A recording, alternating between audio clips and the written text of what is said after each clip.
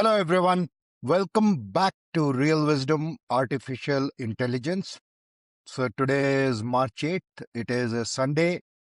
We had a walk this morning in Cubbon Park. It was a great start to the day, hanging out with entrepreneurs and members of the Seeds ecosystem. Then had a breakfast meeting in Bangalore Club. So Seeds is gaining momentum. It's really been a great few months in Bangalore. I am planning to head back finally later this week. Now let's go ahead and get started for today. So today, Sunday, March 8th, the dose of Rashmi is unconscious intelligence believes that you have to be eccentric to be a genius. Wisdom, on the other hand, is the realization that above all, you need balance to unlock your full potential. So this one's fairly close to heart for me. It was a lived realization in a very, very physical sense, as well as that's what led to overall growth for me. In the physical sense, the realization for me, as many of you know, I suffered a stroke back in 2020, and what I lost was my sense of balance. I could no longer stand, could no longer walk. The centers of my brain, which managed the balance, were impacted, and I had to regain balance. I had to pay attention and redevelop that, and it's great now. I'm fitter than I've ever been before in my life.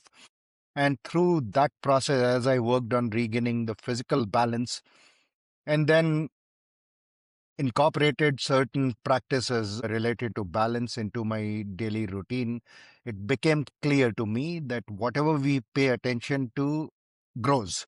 And that is how eventually what I have been sharing through this series, the three-layer Rashmi attention architecture came about. So now turning to the three-layer Rashmi attention architecture in the context of today's dose of Rashmi.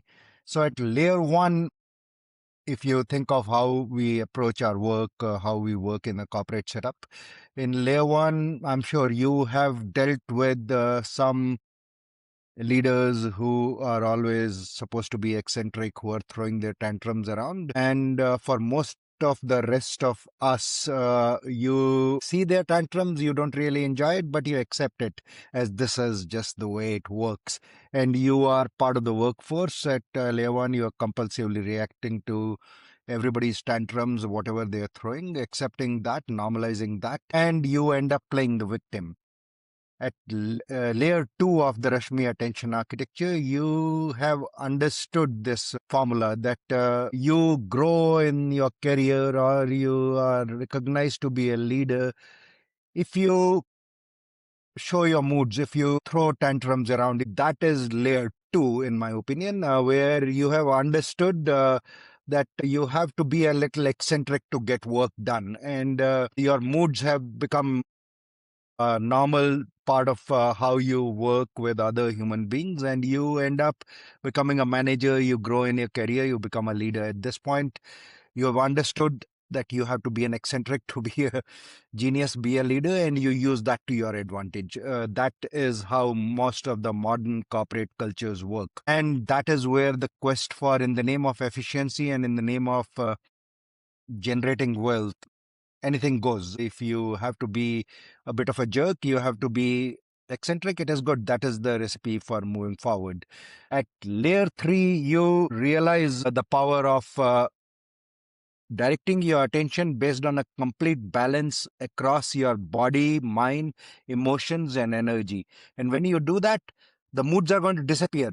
If you are truly balanced, there can be no moods. You will truly bring about a complete equanimity in how you approach any situation. You will become a natural leader. That was something I had that quality inherently throughout. That has been my leadership style.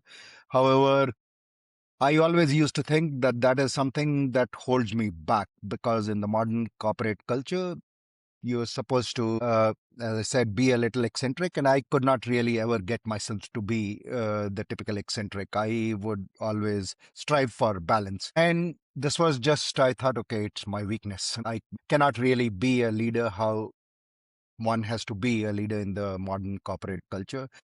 However, then after my stroke, as I turned my attention towards regaining the balance, and I started getting into different aspects of yoga, and I really worked on the balance across my body, mind, emotions, and energy. And I started paying attention to working towards this balance. I realized our potential is immense, and that is how you unlock your Rashmi level intellect.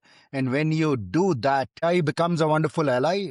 It is an extension. You can use it, you can even interact with AI based on a very balanced body, mind, emotion, and energy. You do not react to anything that AI is throwing at you do not approach as a risk to you. You do not end up using AI as a means to further enhance the exploitative economy. The race to conscious grid scenario that I've talked about, and what I'm modeling right now in terms of the evolution from a friction economy to an regenerative outcome economy, will come about naturally if we start operating from this place of balance. And that is where we are directing our attention. And if more of us can become conscious leaders of our body, mind, intellect, and artificial intelligence in the AI era, that is how we'll unlock this journey from intelligence to consciousness. Thank you.